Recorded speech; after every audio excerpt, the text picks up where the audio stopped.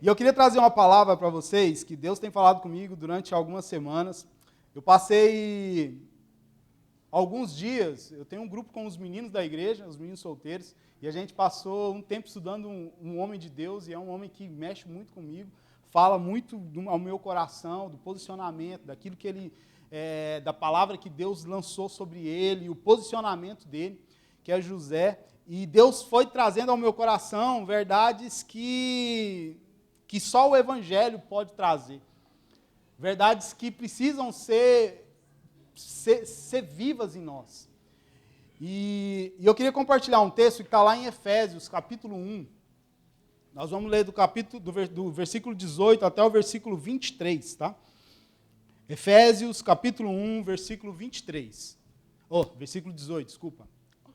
Ora, também para que os olhos do coração de vocês sejam iluminados, a fim de que conheçam a esperança para a qual ele os chamou, que são as riquezas da gloriosa herança dele, concedida aos santos, e a incomparável grandeza do seu poder para conosco, os que cremos, conforme a atuação da sua poderosa força. Deus exerceu esse poder em Cristo, ressuscitando entre os mortos, assentando à sua direita nas regiões celestiais, muito acima de todo governo, toda autoridade, o poder e domínio, e de todo nome que se possa invocar, não apenas nessa era, mas também na era que há de vir. Deus colocou todas as coisas debaixo dos pés dele, e o designou cabeça de todas as coisas para a igreja, ao qual é o seu corpo, a plenitude daquele que enche todas as coisas em tudo. O Senhor, a gente precisa entender que o Senhor, ele tem governo sobre a nossa casa, ou ele precisa ter o governo em nossa casa. E aí eu tenho uma pergunta para te fazer nessa manhã: o que tem te governado? Eu não estou falando dessas eleições que nós tivemos na semana passada, a respeito das eleições parlamentares do país, não. Eu estou falando do governo e autoridade que o Senhor tem sobre a nossa casa. O que tem te governado nesses dias? O que tem te dirigido? O que tem apontado o destino para você? E semana passada, o pastor trouxe uma palavra poderosa ao nosso coração, sobre de como nós podemos influenciar essa sociedade, esse tempo, como nós podemos ser um canal de bênção na vida de outras pessoas. E não tem como a gente ser influência numa geração, numa sociedade, se não vivermos debaixo do governo do Senhor. Não tem como sermos um espelho para pessoas que estão lá fora e que precisam de Jesus, que é aquele que transformou a nossa vida, que tem poder para transformar todas as coisas. Não levarmos a Ele se nós não andarmos debaixo desse governo. E andarmos, igual o pastor falou, firmados na rocha que é Jesus. Jesus é a rocha. É Ele que firma os nossos pés. É Ele que nos orienta debaixo de situações adversas. Irmãos, eu passo por dificuldade, você também passa. A gente passa por momentos e circunstâncias que são adversas à nossa vontade, à nossa vida. Mas a gente precisa entender que essas circunstâncias, elas não podem ditar a nossa vida. A circunstância que você vive hoje, ou as dificuldades que vocês têm enfrentado hoje, elas não podem ditar a sua vida. Você precisa entender que o governo do Senhor sobre você, sobre a sua casa, é maior e mais poderoso do que qualquer circunstância. E você precisa sair daqui, essa manhã, entendendo isso. Que não é a dificuldade, que não é a adversidade, que não são as lutas que vão ditar a nossa vida, mas o Senhor, a palavra do Senhor, é Ele que vai dirigir a nossa vida. Então, o que tem te governado? O trabalho? Seus pensamentos, seu casamento? O que tem governado a sua casa hoje? O que tem governado? O que tem dirigido? Porque a palavra diz que o Senhor tem planos maravilhosos para nós. Mas nós precisamos andar debaixo desse governo para acessarmos isso. Se não andarmos debaixo do governo do Senhor, nós não acessaremos as promessas que Ele tem para nós. E Deus tem muitas promessas. Amém. Deus tem maravilhosas promessas para mim e para você. E você precisa acessar essas promessas. Você precisa ter entendimento que as lutas, elas não vão te parar. As dificuldades, elas não vão te parar, porque o governo do Senhor está sobre você, assim como nós lemos ali em Efésios. O governo dele está sobre a nossa vida. Ele, não há nome sobre todo nome. Nome mais poderoso, nome maior. Ele precisa ser aquele ao qual, em toda e qualquer circunstância, nós sabemos para onde recorrer. Eu costumo dizer que, em meio às lutas, você pode perder tudo, irmão. Você pode perder tudo. Você pode perder bens materiais, casa, até saúde, mas se você não perder a fé, você não perdeu nada. Você entende que se você não perder a fé, você não perdeu nada. Tudo pode ser renovo, pode ser reconstruído, a saúde pode ser restaurada, bens materiais podem ser restituídos, mas a fé é que mantém a gente de pé diante das circunstâncias. E não tem como eu acreditar no Senhor se eu não deixar Ele governar a minha casa. Não tem como eu viver debaixo desse governo sem entender as promessas que Ele tem para mim.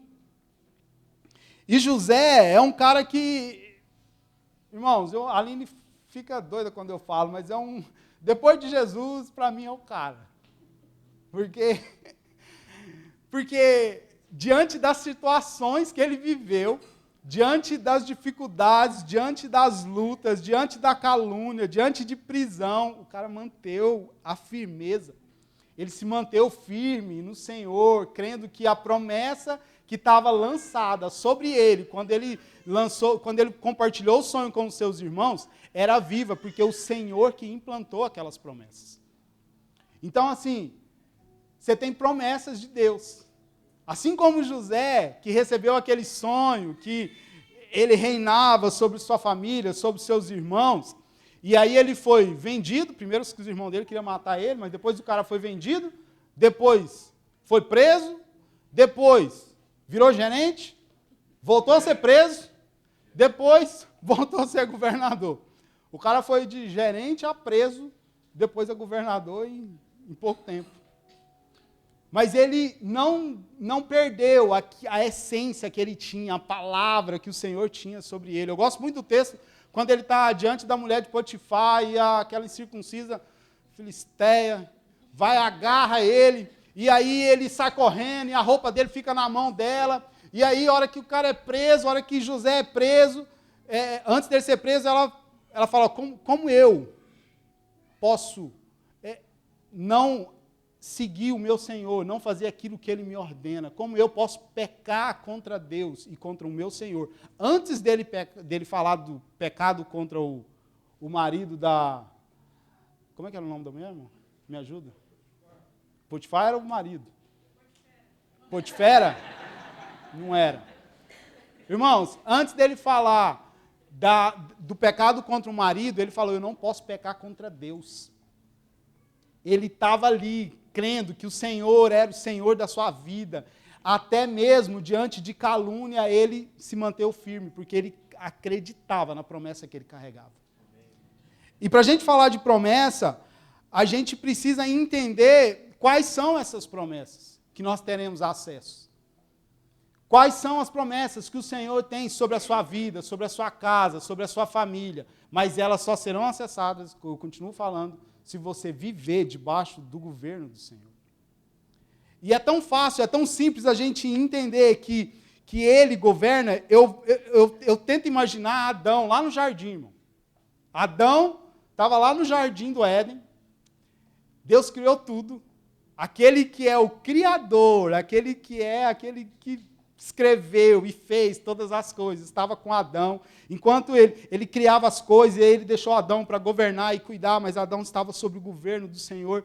E aí eu fico pensando e imaginando, quando eu leio a Bíblia, porque eu não sei se vocês são assim, mas eu às vezes fico lendo a Bíblia e eu fico tentando imaginar o que estava acontecendo naquela história, naquele tempo, naquele momento. E aí Adão cuidando, e aí Deus falando, faz isso, faz aquilo. Por quê? Porque Deus governava e Ele sabia como fazer, porque Ele deixou tudo pronto e escrito e Ele orientava Adão. E aí eu te pergunto, Deus tem te orientado? Você tem escutado a voz dEle? Ele tem te governado ao ponto de você seguir tudo aquilo que Ele diz, no manual que Ele deixou? Porque esse aqui não é simplesmente um livro qualquer. Não é simplesmente um livro que está guardado na nossa casa, igual todos os outros livros que nós temos lá na estante, e só está pegando poeira. Porque se isso aqui for um livro que está pegando poeira na sua casa e não está sendo vivido, é só mais um livro. Ele deixa de ter poder na sua vida. Mas a palavra, ela é um manual. E aí eu queria trazer um exemplo muito claro que Deus trouxe ao meu coração durante esses dias, de como o manual nos orienta. Como aquele que escreveu todas as coisas pode nos orientar. Eu estava no meu trabalho durante esses dias e durante algumas semanas nós estamos lá batendo cabeça e tentando entender um processo e um projeto. E a gente não sabia como fazer, o que fazer, por onde fazer, quem fazer, quem concluir, a gente não sabia, porque quem fez não tinha deixado as informações. E nós ficamos rodando nisso. 1 semana, 2 semanas, 1 mês, 2 meses, 60 dias, 90 dias, irmãos. E a gente tinha reunião atrás de reunião, e a Aline falava, não, mas de novo reunião. Eu falei, irmão, eu não aguento mais, amor, reunião, mas a gente não consegue, não avança, não evolui. Irmão, apareceu o manual. Do nada esse manual apareceu. E uma coisa que nós demoramos 90 dias para fazer, nós fizemos em 2 horas. Você entende como que um manual de algo pode nos fazer e nos direcionar para tudo aquilo que o Senhor tem? A sua vida é igual. Se a gente não seguir o manual, a gente vai ficar rodando e não vai alcançar. Eu vou dar um outro exemplo. Quem aqui gosta de cozinhar? Pode falar, irmão. Você fica com vergonha, não. Eu gosto de cozinhar. Eu adoro fazer comida, a Aline sabe. Eu fico lá na cozinha, eu faço as coisas. Só que quem às vezes já foi lá em casa, ou minha esposa pode dizer, irmão, eu não sigo muito receita. E aí, às vezes, quase sempre, não dá certo. Ou fica meio estranho. Eu acho que quem vai comer fala assim, tá bom, acho que só para não me magoar, só para não falar nada, os irmãos estão rindo. Mas só para não falar nada, tipo assim, tá bom, Thiago. Por quê? Porque eu não sigo receita. Vou fazer um arroz, irmão, eu não uso medida, eu faço no olho. E aí, você não usa medida? Não uso, eu faço assim. Irmão, não tem aquela receita de bisavó de bolo, que passou para a avó, que passou para a mãe, que chegou até você, tem uma receita. Existe um manual para fazer. E a gente quer inventar moda. A gente quer mudar a receita, achando que vai ficar mais fácil, vai ser melhor, e aí dá ruim. Quase sempre dá ruim. Às vezes até dá certo. Mas, normalmente, a tendência, quando a gente não segue o manual, é dar ruim. Quem aqui já comprou um eletrônico ou um equipamento e não leu o manual? Não levanta a mão, não. Mexe só o dedo do pé. Irmão, a gente não lê o manual. A gente compra as coisas e acha que a gente sabe como fazer, mas a gente não sabe. Se existe um manual, é para ser seguido, é para ser lido, para nos orientar, para não estragar as coisas, para usar da forma correta. E na nossa vida é igual. O Senhor nos deixou um manual e nós precisamos usá-lo. A gente precisa usar esse manual na nossa casa, na nossa vida, para que o Senhor possa governar de forma soberana a nossa vida. Existe um manual de como agir, do que fazer, de como andar e como ser dirigido. Só que às vezes a gente não quer usar esse manual. E eu posso falar por mim. Por diversas vezes, às vezes eu acho que eu consigo. A gente quer fazer as coisas na força do nosso braço, irmão. A gente quer conseguir as coisas do nosso jeito. O Senhor lançou uma promessa, falou que ia fazer algo, só que daí passa um dia, 2 dias, 3 dias, 5 dias, 10 meses, 1 ano, 5 anos, 10 anos, e não acontece. Aí a gente, Senhor, me dá aqui de volta esse controle, deixa que eu faço. E aí dá errado, igual a receita. Dá errado, irmão, porque vai dar errado. Porque a gente tirou aquele que criou todas as coisas e que tem um plano perfeito para nós, do lugar dele, que é direção, que é governo, que é de liderar a nossa vida, apontar o destino. E a gente precisa entender que as promessas que ele tem para nós, e nós teremos acesso a elas se vivermos debaixo desse governo. E eu queria compartilhar alguns textos com você, que falou muito ao meu coração durante um tempo. Eu tenho uma nota no meu telemóvel, onde toda promessa que eu leio, eu vou lá e coloco lá. Toda promessa que eu tenho, eu vou lá, eu leio, eu vou lá e coloco aquela promessa. Tudo aquilo que eu leio, que mexe comigo e transforma o meu coração a respeito de acessar algo, eu vou lá e coloco lá. Assim como um post-itzinho que eu tenho de oração, de alvos de oração. Alguns já estão marcados, outros ainda falta marcar. Outros estão sem marcar desde que eu comecei a lista. Mas é assim na nossa vida. A gente precisa caminhar e ir adiante das promessas que ele tem. E eu queria compartilhar alguns textos com vocês. 1 Pedro, capítulo 5, versículo 7. Ausência de ansiedade. Lancem sobre ele toda a sua ansiedade, porque ele cuida de vocês. Irmão, o Senhor cuida. O Senhor tem guardado, o Senhor tem nos livrado do mal. É Ele que nos protege em todo tempo. É Ele que nos livra do mal diante de toda situação adversa. E a ansiedade tem roubado o nosso coração nesse tempo. Irmão, a gente vive dias onde tudo é no 2.0, até o WhatsApp, irmão.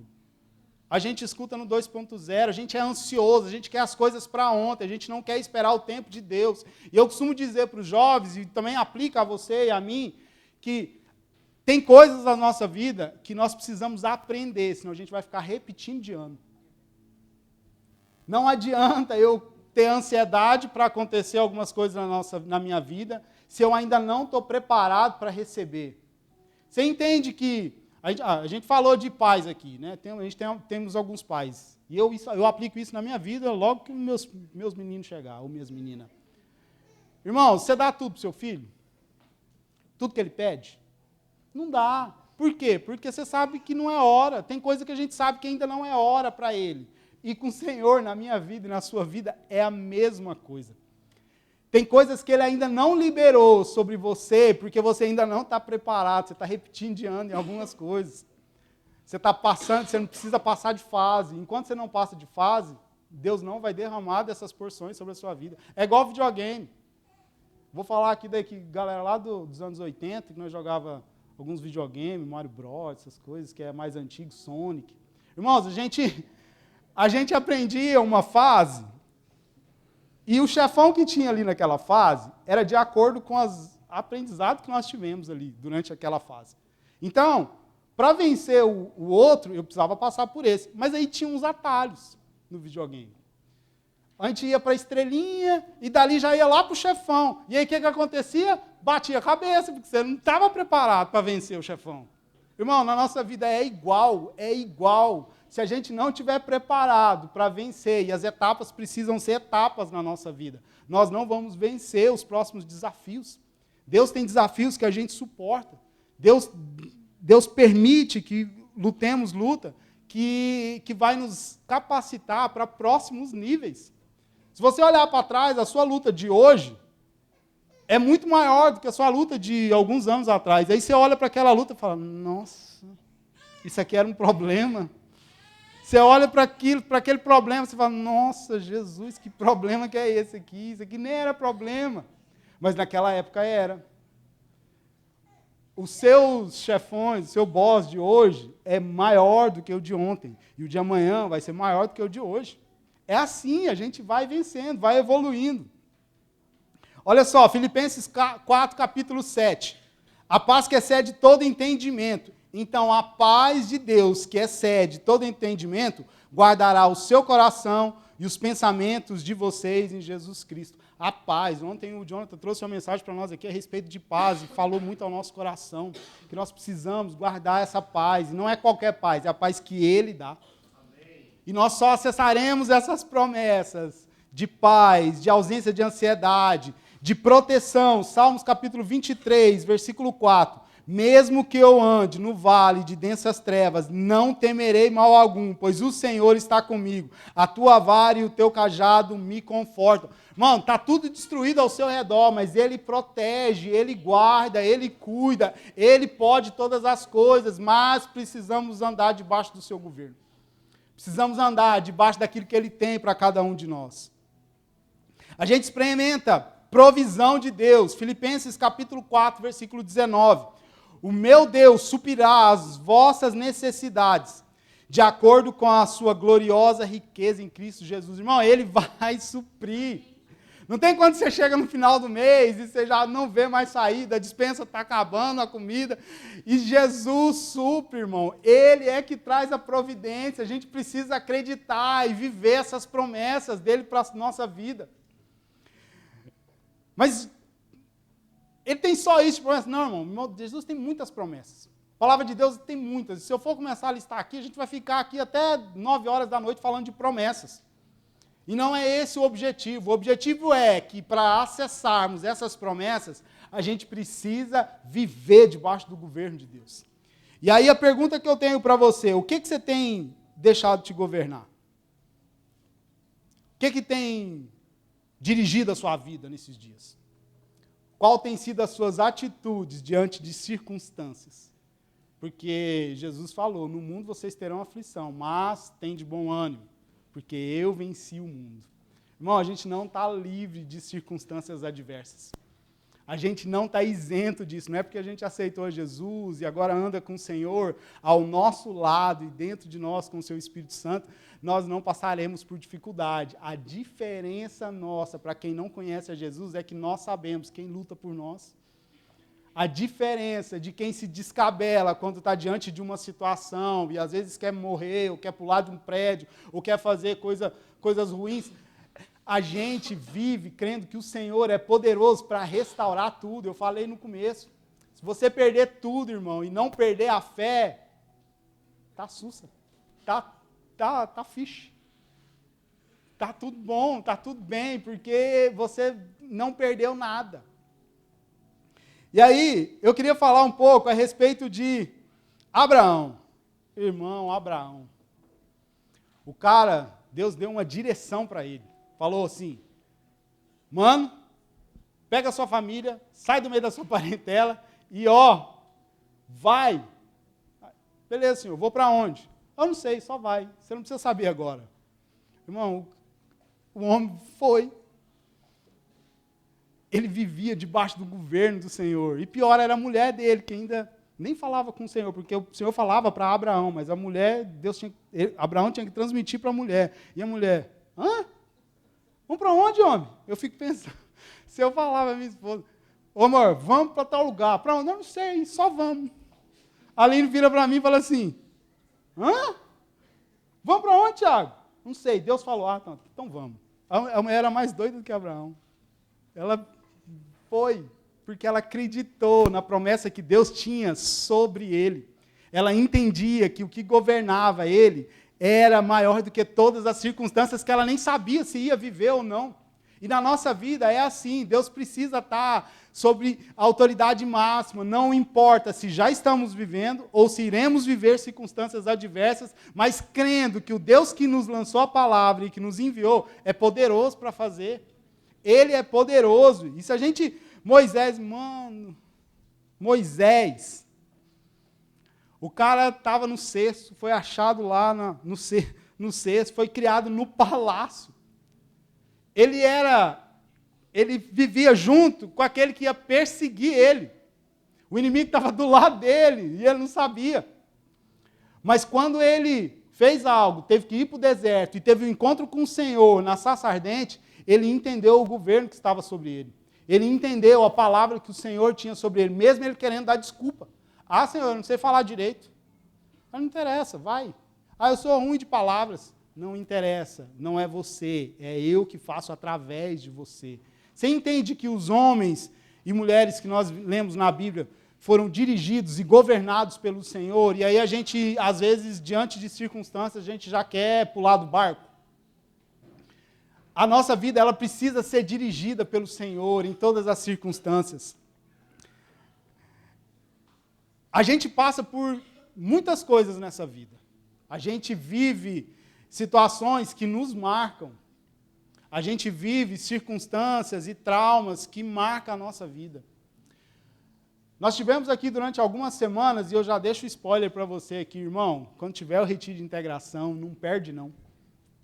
Porque Deus alinha tantas coisas na nossa vida. Deus molda e ajusta tanta coisa na nossa vida. E aí, eu estava aqui no retiro de integração e vendo aquele mover, e vendo as pessoas sendo impactadas e transformadas, eu me lembrei de uma conversa que eu tive com a Daila, a minha esposa, e a respeito de uma palavra que eu trouxe há uns meses atrás, de vaso, e elas, não, você já viu aquele vaso que, quando se quebra, eles colam novamente com ouro e fica lindo o vaso? Irmão, eu nunca tinha visto um vaso daquele. Aí eu fui procurar.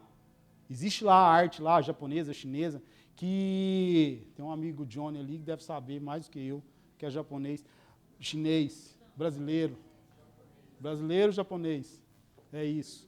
Irmão, o vaso é lindo, é maravilhoso, mas por quê? Porque ele se tornou valioso, porque as marcas que ele tem são únicas. E aí, eu aqui no retiro de integração, eu vi pessoas sendo curadas, e por muitas vezes a gente quer cobrir as nossas imperfeições ou as nossas marcas.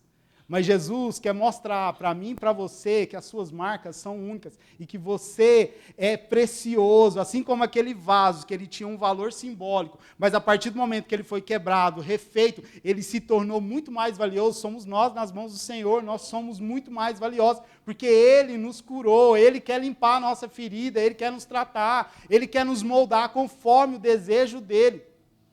E aqui, naquele dia, no retiro de integração, eu vi Jesus falando claramente, as suas marcas, elas não podem ser cobertas, porque elas ajudarão outras pessoas. Elas precisam ser mostradas, porque as suas marcas vão influenciar pessoas. Não tem como nós influenciarmos geração se não falarmos daquilo que nós vivemos. Eu costumo dizer para os jovens que essa geração, esse tempo, essa nação, essa sociedade vai ser transformada através de nós, através de cada um. E isso aplica a você e a mim também. Porque as pessoas ao nosso redor, elas vão ser impactadas com aquilo que nós vivemos, com aquilo que nós estamos sendo moldados e transformados, com os milagres que nós vemos. As pessoas vão ver os milagres na sua vida, eu creio nisso, que esse ano você ainda vai viver milagres do Senhor na sua casa, na sua vida, na sua família, e as pessoas vão chegar até você simplesmente porque viram um milagre e vai falar, eu quero esse milagre também, eu quero esse Deus de milagre, eu quero o Deus de milagre do Tiago, eu quero o Deus de milagre do Gabriel, eu quero viver essas coisas, simplesmente porque eles vão ver a manifestação do Senhor através da sua vida. Por quê? Porque você decidiu andar debaixo do governo. E eu queria deixar aqui para a gente duas coisas, dois aspectos que evidencia a soberania do Senhor na nossa vida. Você precisa olhar para a sua vida e ver se esses dois aspectos, eles são evidentes na sua vida, e você vai entender que Jesus governa a sua casa. A primeira é, as circunstâncias à minha volta não ditam a minha vida. Eu volto a falar, José estava lá preso, diante da morte às vezes, diante de situações adversas, mas as circunstâncias ao seu redor não ditaram a vida dele. Eu não sei qual a dificuldade que você tem passado, eu não sei qual a luta que você tem enfrentado nesses dias, mas as circunstâncias ao seu redor não podem ditar a sua vida, mas o governo do Senhor precisa ser aquele que dirige e Ele tem os planos perfeitos para cada um de nós. Ele precisa ser. Mateus capítulo 24, versículo 35 diz, o céu e a terra passarão, mas as minhas palavras jamais passarão. José recebeu uma palavra lá quando ele estava na casa dele. E ele caminhou para essa palavra. Ele caminhou para essa promessa. Irmão, eu não sei quantas palavras você tem recebido ou você já recebeu do Senhor, mas se você não está caminhando para elas, se você tem guardado essas promessas, se você tem guardado essas palavras, irmão, tira da gaveta. caminha para essa palavra, porque se Deus colocou uma palavra, Ele é fiel e justo para cumprir toda a palavra, porque a palavra diz que Ele não é filho do homem, para nos enganar. Se Ele lançou a palavra, Ele pode cumprir. É Ele que pode. Se Ele não puder, irmão, ninguém mais pode. A força do seu braço não vai te ajudar. O seu intelecto, a sua inteligência não vai suprir. Mas Ele pode fazer todas as coisas. Existem situações que nós estamos vivendo, em meio às circunstâncias, e a gente deixa de acreditar no Deus do impossível. Irmão, eu vou te falar uma coisa.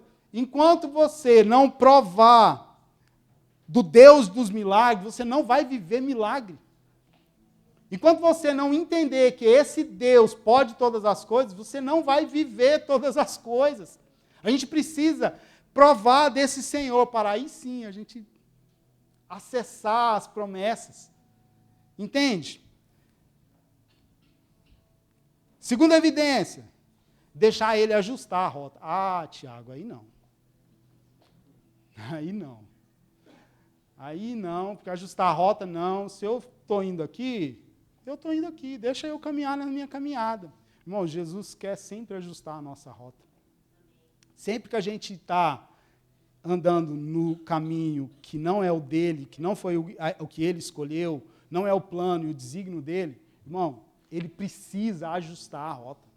Ele precisa voltar para o caminho, ele precisa te orientar de novo para o caminho que ele quer e ele te aponta. Entenda que todo ajuste de rota, às vezes é difícil. Às vezes é difícil, irmão. Você vai ter que abrir mão, às vezes, de algumas coisas. Você vai ter que abrir mão de algo que você acha que construiu para viver o sobrenatural do Senhor. Senão, você vai continuar caminhando na força do seu braço. E igual eu falo para os meninos, se a gente continuar caminhando na força do nosso braço, irmão, a gente não chega lá. A gente vai continuar repetindo de ano. A gente vai ficar andando em círculo. E não vai avançar para aquilo que Deus tem, para aquilo que Ele quer. Eu passei durante algumas semanas lendo e estudando a respeito do livro de Esdras. E a gente vê ali o povo voltando cativo da Babilônia. E quando eles chegam naquele lugar, voltaram do cativeiro, eles encontram a cidade em ruínas. Não existia nada, estava tudo destruído, irmão. E aí a palavra que eu tenho para você e que enche o meu coração é, às vezes, a gente olha ao nosso redor e está tudo destruído. Você não vê perspectiva, você não encontra saída, você não sabe o que fazer, por onde fazer, nem por onde começar, quanto mais como fazer. A gente precisa deixar com que o Senhor governe a nossa casa, para a gente poder saber o que fazer. Só que esses homens, quando eles chegaram naquele lugar de destruição, antes de qualquer coisa, eles fizeram uma coisa. Eles levantaram um altar ao Senhor. Está lá em Esdras, entre o capítulo 1 e o capítulo 3. Zorobabel, ele levantou um altar. Ele trouxe o povo para com ele. Falou assim, está tudo destruído. Mas aquilo que nós temos, aquilo que nós carregamos, primeiro nós vamos render glória, render graça, adoração ao Deus que pode todas as coisas, porque Ele vai nos capacitar e nos dar força para erguer do pó tudo isso. Irmão, eu não sei quais são as lutas que você tem enfrentado esses dias. Eu não sei quais as circunstâncias que você tem enfrentado esses dias. Eu não sei se tudo ao seu redor está destruído ou se ainda está em pé, só com a coluna, prestes a cair, mas ali em pé. Mas eu sei que se você colocar o seu coração, levantar um altar, deixar Deus governar, nada pode te parar, irmão. Nada pode te vencer, nada pode te tirar do centro da vontade dEle. Entenda isso. Aqueles homens levantaram o altar, crendo que o Deus poderia fazer todas as coisas. E aí depois do altar levantado, adoração ao Senhor, o que eles fizeram? Vamos reconstruir. E aí a palavra diz que eles reconstruíram o templo, reconstruíram as casas ao redor, os muros. Irmãos, depois que eles foram cheios, eles entenderam que eles carregavam a palavra do Senhor no coração e a promessa dentro de cada um deles, nada pôde parar eles. Irmão. Eles fizeram aquilo que o Senhor lançou e prometeu. E na sua vida e na minha vida é a mesma coisa. Se a gente olhar ao redor, vai ver desastre, vai ver luta, vai ver circunstância, mas o problema está, o que você tem carregado dentro de você? Você tem carregado uma semente que dá fruto, não importa aonde você está, ou você tem carregado só pensamentos de tristeza e angústia, e desespero e ansiedade? Porque a palavra diz que não importa o lugar, irmão. A gente carrega a bênção do Senhor. A gente, eu e você, nós carregamos tudo aquilo que nós precisamos para florescer. O que é? A semente para lançar. Porque quem faz florescer não é eu, não é você, não é o quanto a gente rega, não é se a gente aduba a terra. Não é, irmão, não é. É o Senhor, é Ele que faz brotar. Onde há terra seca, onde há terra fértil, é Ele que faz brotar. Irmãos, eu falei no primeiro culto e eu vou falar para vocês aqui, a gente está no final do mês 3. Nós temos 9 meses pela frente nesse ano. E eu creio, do fundo do meu coração, que nós iremos viver, não só como igreja, mas individualmente, cada um de nós, viver coisas extraordinárias nesses 9 meses. Você sabe por quê, irmão? Em 9 meses, uma criança é gerada e nasce. Em 9 meses. Do nada, Deus faz. Do nada, Deus uma semente é gerada e vem à vida, porque Ele tem poder para fazer todas as coisas. Em 9 meses. Imagina o que Ele tem para fazer para você, na sua vida nesses 9 meses, irmão. Se Ele pode gerar uma criança que estava no ventre da mãe ali, 9 meses, você não viu nem a cara, e 9 meses depois você pega a coisinha mais linda do pai. Igual a gente apresentou aqui. 9 meses, irmão. Imagina o que Ele pode fazer na sua vida, se você entender e se deixar ser levado pelo governo dEle. Você vai viver coisas extraordinárias. E aí o que Jesus pede para mim e para você hoje é: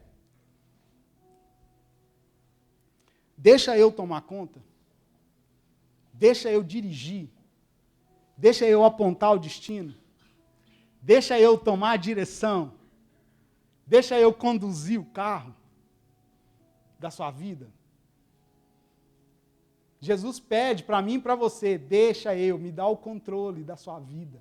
Irmão, só que muitas vezes a gente não quer dar o controle do Senhor. A gente quer, não, Senhor, deixa que eu controlo. Deixa que eu controlo. Irmão, deixa Deus controlar. Deixa Deus dirigir. Porque a palavra diz que Ele sabe os planos que tem para cada um de nós. Jeremias 19. Ele sabe os planos. Ele sabe os planos para cada um de nós.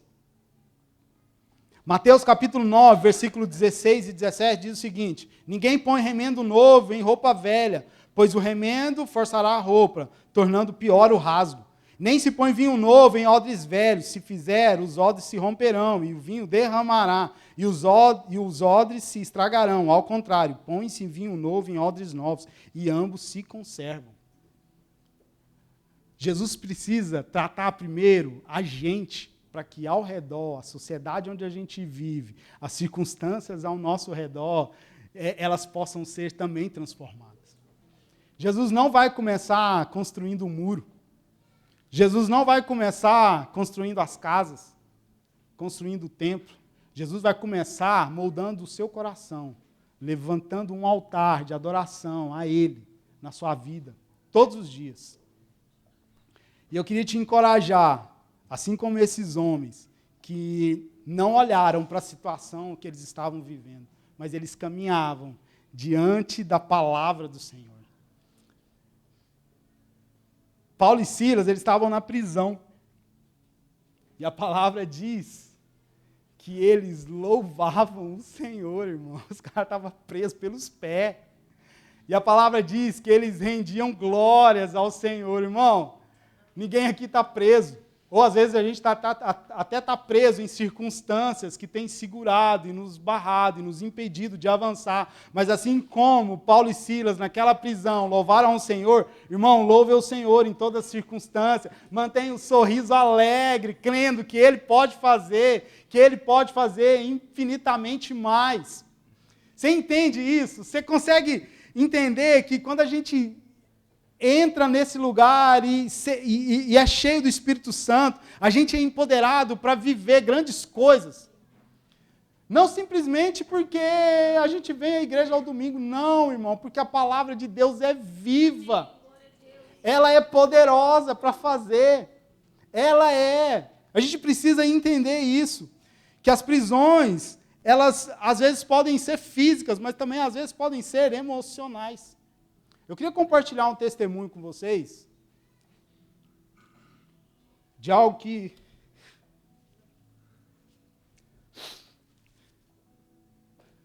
vocês vão ter que me ajudar, porque eu nunca falei isso para ninguém.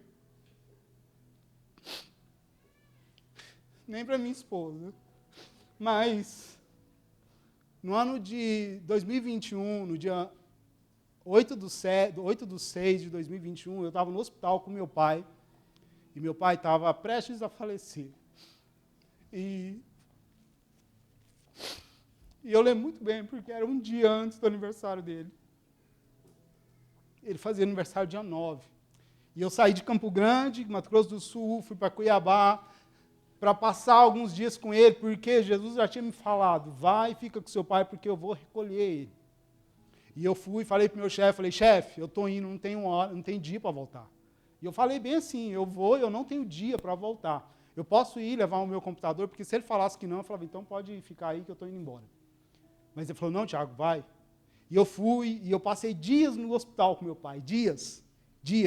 Eu cuidava dele, eu estava com ele, porque eu entendia que aquele momento era único, eu precisava estar ali. Só que no dia antes do aniversário dele, meu pai me chamou para conversar, uma das últimas conversas de lucidez que ele teve. Porque ele estava vindo de um processo de... Os rins dele já estavam falhando, e não estava, de hemodiálise. E aí, nesse dia, ele voltou de uma sessão de hemodiálise, e aí a gente conversando, e ali ele estava muito fraco. Ele falou, meu filho, como é que você está? Eu falei, pai, estou bem. Eu estou preocupado agora é com o Senhor aqui. Eu estou preocupado mais é com o Senhor aqui. E ele falou, não, como é que está você com Jesus?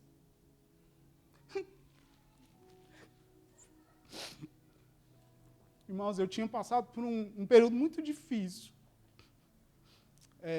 ministerialmente. E assim, eu não deixei de ser crente, não pequei nem nada, mas assim, Jesus não estava governando. Ele não era o centro da minha vida.